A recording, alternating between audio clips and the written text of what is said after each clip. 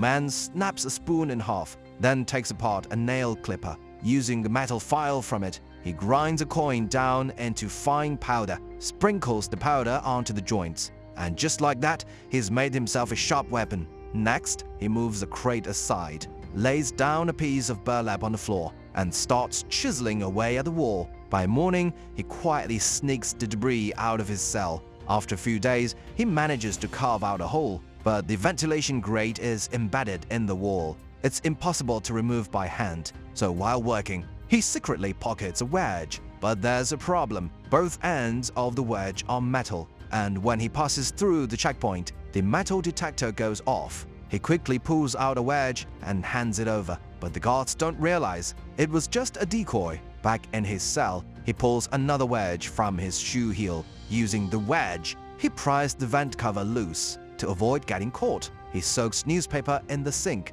shapes it into a square. Once it dries, he paints it to match the wall, creating a perfect fake vent cover. Using the same trick, he makes a dummy head, covers it with dirt and sticks real hair on top, then places it on his bed, so it looks like he's fast asleep.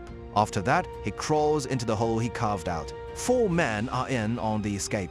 They cut the lights early, placed dummy heads on their pillows, and successfully fooled the guards. They climb into the air duct, but accidentally drop the vent cover. The loud clang echoes through the prison, immediately drawing the guards' attention. A spotlight scans the rooftop, but after a moment, the guard sees nothing unusual. As soon as the light shuts off, they quickly crawl out of the air vent, dodging the searchlights. They move fast across the rooftop, then climb down a drain pipe to the ground. Without wasting a second, they scale the outer fence and finally escape the prison.